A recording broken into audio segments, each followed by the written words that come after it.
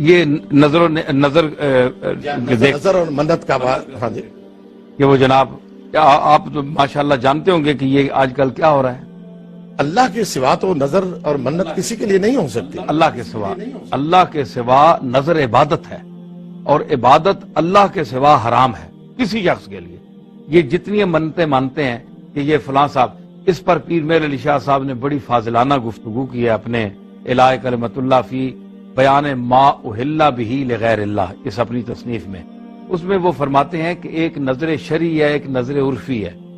تو نظر شرعی جو ہے وہ اللہ کے لیے خاص ہوتی ہے. نظر عرفی یہ ہے کہ آپ مثلا ایک کہتے ہیں کہ میرا اگر اللہ نے یہ کام کر دیا تو 2 لاکھ 10 لاکھ جتنا بھی نفع ہوا، اس میں 50,000 داتا صاحب کے لنگر پہ وہاں دیگیں دوں گا، تو وہاں دوں گا جہاں مہمان آتے ہیں وہاں کھائیں گے. پیر میرے علی شاہ صاحب فرماتے ہیں کہ جو نظر آپ نے اللہ کی مانی ہے، کام وہ کرے گا، داتا صاحب نہیں کریں گے، کام اللہ کرے گا. لیکن آپ یہ کریں کہ مصرف اس کا جو خرچ کرنے کی جگہ ہے وہ آپ کسی مدرسے کو بنا لیں، کسی خانقاہ کو بنا لیں، کہ پیر صاحب کو بنا لیں کہ ان کو دیں گے، یہ جائز ہے. لیکن پیر صاحب سے یا کسی مزار والے سے جا کر آپ یہ کہیں کہ اے پیر، اے قبر والے میری فلاں حاجت پوری کر دے، تو یہ حضرت پیر صاحب فرماتے ہیں کہ یہ تشبہ بعبدت الاوثان ہے، یہ بت پرستوں کے ساتھ مشابہت ہے، یہ شریعت میں اس کی اجازت نہیں ہوتی. ہاں، آپ قبر پر جا کر یہ کہہ سکتے ہیں کہ اے اللہ، ہم تیرے اپنی سمجھ اور حسن ظن کے مطابق تیرے مقبول کی بارگاہ میں کھڑے ہیں، ہماری فلاں حاجت کو اس مقبول کے توسط سے یہاں حاضری کے پوری فرما دیں. مانگنا اللہ سے، غیر اللہ سے نہیں مانگ سکتے، غیر اللہ سے نہیں مانگ سکتے. جناب یہ سجادہ نشینی جو ہے، بیعت جو ہے، آج کل ہر کوئی شخص کہتا ہے بیعت کا ایک موجہ طریقہ ہے. رسول اللہ صلی اللہ علیہ وسلم کے طریق پر صحابہ کبار نے لی ہے، اولیاء اعظام نے لی ہے. لیکن آج کل تو یہ عجیب سلسلہ ہے کہ جناب ٹی وی پر بیٹھ کے کوئی کہتا ہے کہ جی اجازت دے دو جی. ہاں جی، یہ اجازت عجیب سی ہو گئی ہے. کیا اس کا تصور ہے؟ کیا اس کے بارے میں آپ فرماتے ہیں؟ علامہ صاحب، آپ مجھ سے بخوبی بہتر جانتے ہیں کہ بیعت جو ہے نا، یہ ایک معاہدہ ہے بیعت کا. اور آج کل وہ لوگ بیعت کر رہے ہیں جنہیں بیعت کا لفظ کا معنی نہیں آتا، اور یہ کس سینس میں، کس مفہوم میں لغت میں ہے، اور پھر شریعت میں اس کا معنی کیا ہے.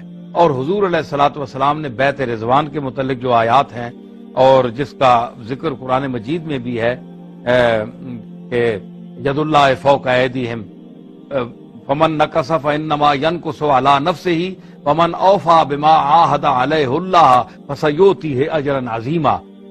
یہ قرآن کی وضاحت ہے کہ معاہدہ ہے ہاتھ میں ہاتھ دے کر، جس طرح آپ ایک معاہدہ کرتے ہیں پنچایت میں، اس طرح بیٹھ کر یار سارے ہاتھ ملاؤ اس بات پر کہ ہم ایسا کریں گے. یہ ہے بیعت، اصل کس کا معنی یہ ہے.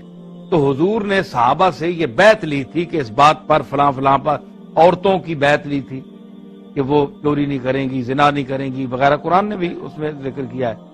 تو یہ ایک طریقہ ہے، لیکن اس کو ہم نے ثابت کرنے کے لیے جناب کہ یہ بیعت ضروری ہے، تو آپ کریں پیر بننے کے شوق میں کہ جو پیر جس خانقاہ میں پیدا ہوا وہ ضرور بیعت کرے. تو اس کے لیے حضرت پیر میر علی شاہ صاحب نے اپنی کتاب میں آداب شیخ بھی لکھے ہیں کہ جو بیعت کر سکتا ہے، جس کو اجازت ہے، اس کے لیے عالم دین ہونا ضروری ہے. عالم دین ہونا، پھر جناب متقی جو ایک معیار ہے اللہ کے نزدیک، اس میں تو انبیاء ہی پورے اتر سکتے ہیں، اس تقوی کے مقام پر تو کوئی ہے، لیکن بہرحال اپنی طرف سے وہ گناہوں سے بچا ہو اور کم از کم عالم دین ہو، وہ بیعت کر سکتا ہے. جس کو دین کی کچھ سمجھ ہو، جو بات سمجھ سکتا ہو، کوئی بیان کر سکتا ہو، کوئی لکھ پڑھ سکتا ہو. اب ایک ان پڑھ آدمی جس کو دین کا پتہ ہی نہیں ہے، وہ کس بات پر بیعت کرے گا؟ یہ بیعت کوئی پیسے بٹورنے کے لیے تو نہیں ہوتی کہ آج کل تو جس طرح عام طور پر یہ ہوتا ہے کہ مرید جو ہیں وہ ان کو اپنے چیلے بھیج دیے جاتے ہیں، اور جو 10 آدمی لے آئے گا اس کو خلافت مل جائے گی. اس نے 10 آدمی گھسیٹ کر لے آیا. اب ظاہر ہے کہ جو ان پڑھ لوگ ہیں وہ کہتے ہیں ہم نے جی ان کے ہاتھ میں ہاتھ دیا ہے، یہ ہمارے پیر ہیں. اب یہ ان کو پتہ نہیں ہے کہ یہ پیر صاحب کو کچھ آتا جاتا بھی ہے کہ نہیں، دین بھی پڑھے ہوئے ہیں کہ نہیں، ان کو کچھ ان کے پاس علم بھی ہے یا نہیں. وہ کہتے ہیں اب جو وہ نذرانہ دیں گے، پیسے دیں گے، وہ پیر صاحب کو دیں گے. آج کل پیسہ بٹورنے کے لیے زیادہ مرید بنانے کی کوشش کی جاتی ہے تاکہ زیادہ سے زیادہ جو ظاہر مرید ہوگا وہ پیسے ان کو دے گا، تو اصل جو روح ہے تصوف کی وہ ختم ہو رہی ہے، پیسہ بٹورنے کا ایک طریقہ ہے۔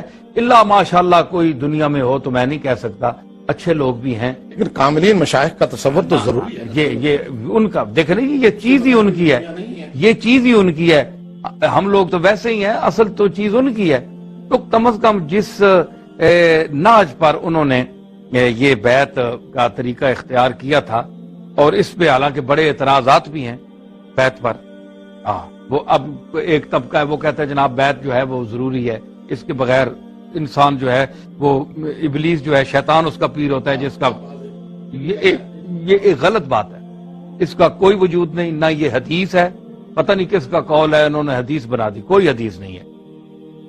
بات یہ ہے کہ ماشاءاللہ آپ صاحب علم ہیں، آپ یہ فرمائیں کہ اگر بیعت ایک سنت کا درجہ وہ رکھتی، ایک سنت یعنی عام جو مروجہ ہے، جس طرح سنت موقدہ کا درجہ رکھتی ہے، ایک ہے کہ آپ نے حضور نے ایک کام کر دیا ہے، ایک نے تاکیدن کیا ہے، اگر وہ درجہ رکھتی سنت موقدہ کا تو آپ مجھے، میں اکثر کہتا ہوں کہ آپ مجھے بتائیں امام ابو حنیفہ کا پیر کون ہے، امام شافعی کے پیر کا نام بتائیں، امام حنبل کے، امام مالک کے پیر کا نام بتائیں، امام بخاری، امام نسائی، ابن ماجہ، مسلم، ان کے پیروں کا نام بتائیں، تو ظاہر آپ کو کوئی پیر نہیں ملے گا، یہ کسی کے مرید نہیں۔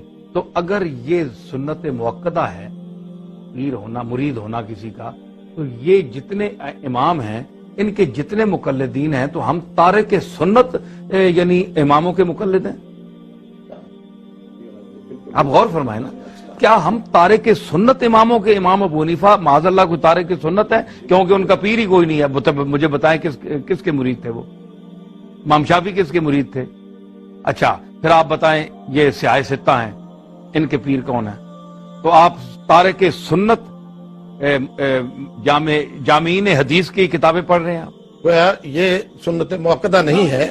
اگر کوئی کامل شیخ مل جائے جو نسبت رسول کے ساتھ اس کا تعلق ہو تو پھر اس کے ہاتھ میں ہاتھ دیا جائے، ورنہ ایسا عام آدمی کے۔ اگر یہ آپ کہیں گے تو اب تک جن مسلمانوں نے بیعت کسی پیر کی نہیں کی، کیا وہ مسلمان نہیں ہیں؟ دار اسلام سے خارج ہو گئے؟ تو ایسے لوگوں کی بیعت نہ کرنا بہتر ہے، کرنے سے نہ کرنا بہتر ہے جو جاہل ہیں، جن کو پتہ ہی نہیں، جو صرف ایک گدی پہ یا ایک درگاہ میں بیٹھ کر وہ بیعت کر دیتے ہیں، اور ان کو نہ بیعت کا مفہوم پتہ ہے، نہ وہ کچھ دین کے متعلق بتا سکتے ہیں، نہ قرآنی تعلیمات ہیں، نہ علم ہے، نہ کچھ بتا سکتے ہیں، نہ کسی سوال کا جواب دے سکتے ہیں، تو وہ ان کو کیا حق حاصل ہے کہ وہ بیعت کریں؟